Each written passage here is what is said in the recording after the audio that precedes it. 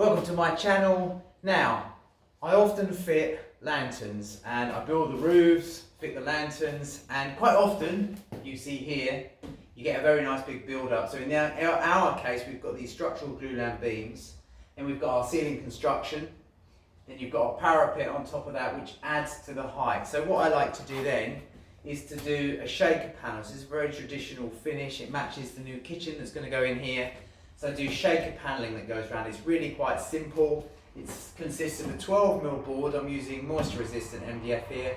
Doesn't really need to be moisture resistant, but you know, if you've got moisture rising and it's trapped in this well hole, chances are it might sort of blow the paint or something like that. So I've got 12mm MDF.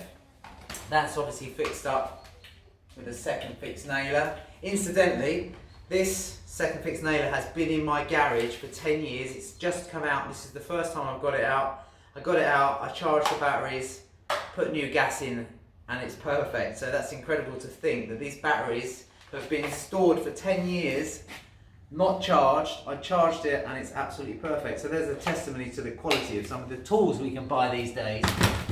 So therefore we've got the 12mm backing board, and I have those cut, or I strategically cut them where a rail will come. And in our case, our rails, which are 6mm MDF, line up with the rafters to create some symmetry. And in our case, in this particular building, the new bifolds have also got the same amount of panels as this roof lantern, and they're the same width, and so they will also, everything will line through. So we give it a lot of thought. Now, the reason why I'm showing you this video is because my good friend and customer is going to have an LED track which is going to be mounted here, and it's going to illuminate the light well, and we've got another one over there as well to do.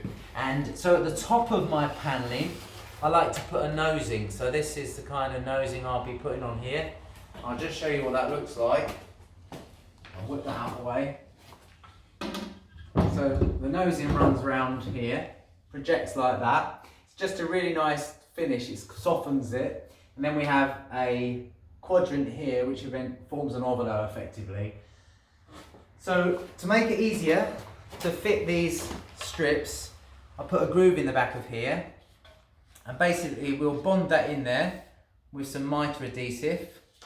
Then we'll run this strip inside the groove, the LED tape, and basically we'll just clip the diffuser in and it's done. So how do we get the cables there? That's the first thing. So what we've got, so I'll hop over to here, good use of Celotex. In the corners, the last rail is unfixed, and the cable to supply the LED is slotted in here. So it's a really useful way of doing it. And then when we've done the wiring, connected them together, we'll just put that in and we'll paint that in. So it's a really useful way of hiding things. So when I actually put the rails on, incidentally, sorry I'm moving around a bit, I use an air nailer. It's a really small one. These are headless pins, and when these go in, you just cannot see them. They're dead flush to the surface or just a slight bit under, and it's literally the paint will take care of that. So to make this groove in the back of here, obviously I've used a router, but anyone who uses a router a lot on site knows that keeping everything nice and steady, especially if you're going to use a fence and you've only got a small flat area, and this side it's rounded as well, tend to rock. So I just knock up a real simple router table.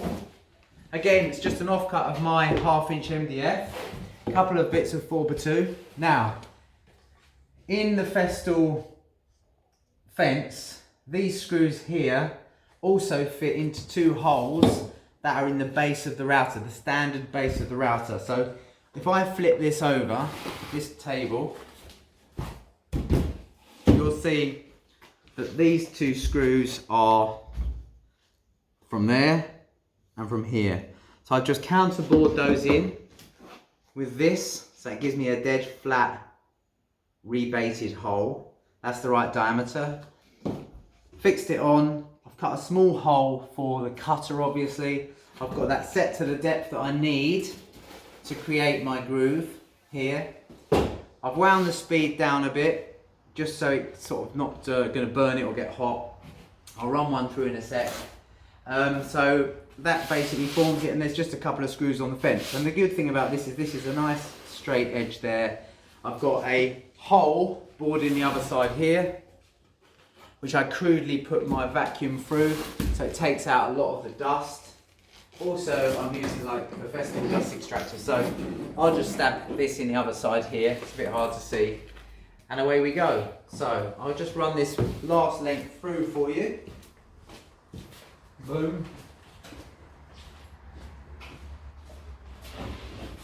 Just check which side. I want to keep the best side down because that's the side we're going to see in paint. And this side at the top here is going to be the side I'm going to route that in. So get it in the right orientation to push it through. And away we go. Except I'm unplugged. I'll just plug myself in. It's always something. Always unplug yourself if you're messing around with tools and showing people things. You don't want to turn them on automatically. So that's a little tip. Should know that. Here we go. Sorry about the noise.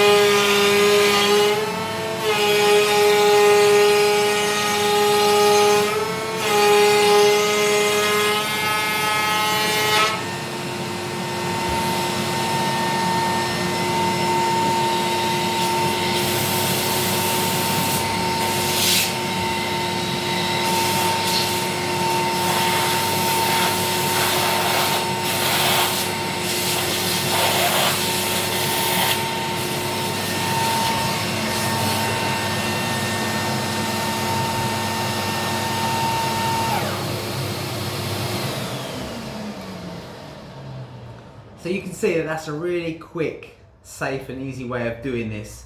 Now obviously there's an unguarded cutter there, so you could do like a little adaptation to this, and you could quite easily screw a little plate on there, and when you've finished, just spin it around or something like that. But you're going to kill the power pretty quick. So all I've got to do now is just clean these up, take off some of these edges, and they're ready to rock. So, thanks everyone recently who's joined me on Instagram as well. I've had a lot of new people sort of contacting me. I'm really interested to hear stories about your carpentry and joinery adventures and all that sort of stuff as well. It's not just about, you know, me showing you stuff. I really enjoy it when, if you've seen the scarf joint video over on Skill Builder that's had a real massive number of views. It's nearly 900,000 views in 3 months now. I've had people sending me direct messages showing me the pictures of their scarf joints, and that means a lot to me. So yeah, keep up the good work, and check back in soon. In the meantime, thanks for joining me.